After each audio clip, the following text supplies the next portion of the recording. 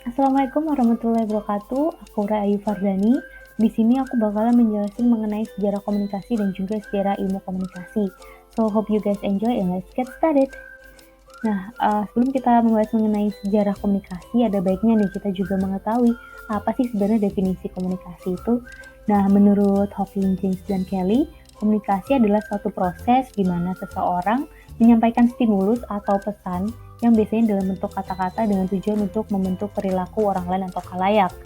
Nah, untuk sejarah komunikasi sendiri, Everett and Rogers juga sudah membagi menjadi 4 era perubahan komunikasi, yakni ada era komunikasi tulisan, era komunikasi cetak, era telekomunikasi, era komunikasi interaktif. Nah, yang pertama yakni era komunikasi tulisan. Dimulai pada sekitar 4000 tahun sebelum Masehi oleh bangsa Sumeria yang sudah mulai mengenal kemampuan menulis di atas lembar tanah. Dan sedangkan pada tahun 2000 sebelum Masehi, bangsa Mesir kuno juga menggunakan daun papirus untuk menuliskan pesan tertulis. Kemudian era telekomunikasi cetak ditandai dengan hadirnya mesin cetak handpress yang ditemukan oleh Gutenberg pada tahun 1456. Nah, dampak dari ditemukannya mesin cetak handpress ini, buku, kitab suci, dan juga surat kabar pertama dapat dicetak dan diterbitkan secara massal. Dampaknya adalah bahwa akses terhadap ilmu pengetahuan melalui buku dan juga dokumen bercetak menjadi milik semua orang.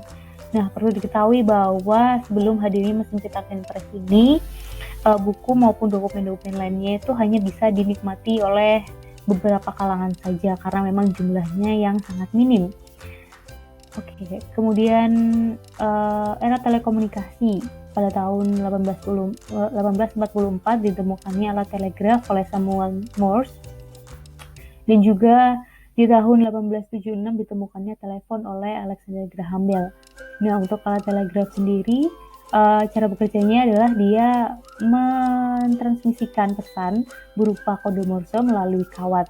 Nah, nantinya pihak penerima pesan akan menerjemahkan kode Morse untuk dapat memahami apa isi pesan yang diterima. Kemudian masuki era komunikasi interaktif. Pada tahun 1946 ditemukannya mainframe komputer atau yang dinamakan ENIAC, dan dilanjutkan pada tahun 1957 pembuatan serta peluncuran satelit ruang angkasa yang pertama kali dilakukan oleh Rusia. Dan di tahun yang sama juga ditemukan personal komputer atau PC. Nah, memasuki tahun 1990-an, penemuan World Wide Web atau WWW yang akhirnya dapat memberikan banyak perubahan dan mempercepat perubahan dan di bidang media. Nah, memasuki sejarah ilmu komunikasi sendiri terdapat 4 periode nih. Ada yang pertama periode retorika, yakni dimulai pada zaman Yunani kuno, perintisnya adalah Aristoteles. Nah, dan beliau menyebutkan bahwa retorika adalah menunjuk pada segala upaya yang bertujuan untuk memersuasi. Di dalam retorika sendiri ada 3 unsur, ada etos atau kredibilitas sumber, yakni tampilan dan karakter pembicara dapat memersuasi khalayak, supaya khalayak itu dapat percaya terhadap pesan yang dikomunikasikan. Kemudian pathos atau emosi, perasaan, artinya kemampuan pembicara untuk mengelola emosi ketika berbicara di depan publik juga mempengaruhi persuasi untuk mempersuasi khalayak. Kemudian logos, menyangkut fakta yang artinya pengetahuan yang luas dan mendalam mengenai pesan yang akan dikomunikasikan itu juga sangat penting untuk memersuasi khalayak, dan biasanya pesan itu harus bersifat logis dan juga rasional. Kemudian periode pertumbuhan pada tahun 1900 hingga Perang Dunia Kedua. Di dalam periode pertumbuhan ini, komunikasi menjadi disiplin ilmu sosial. Kemudian kemunculan teknologi komunikasi seperti telepon, radio, televisi, dan juga telegraf. Nah, di periode pertumbuhan ini juga banyak penelitian yang sudah dilakukan untuk mengetahui bagaimana proses dan juga pengaruh komunikasi. Kemudian masuki periode konsolidasi, dimulai pada sekitar Perang Dunia Kedua hingga 1960-an, di mana periode konsolidasi ini pendekatan ilmu komunikasi sebagai ilmu pengetahuan sosial yang bersifat multidisipliner. Kemudian munculnya buku dasar tentang pengertian proses, komunikasi, dan juga konsep-konsep dasar. Dan di periode konsolidasi ini, cakupan bidang studi komunikasi juga sudah dikelompokkan menjadi komunikasi intrapribadi, antar pribadi, komunikasi kelompok, makro sosial, dan juga komunikasi massa.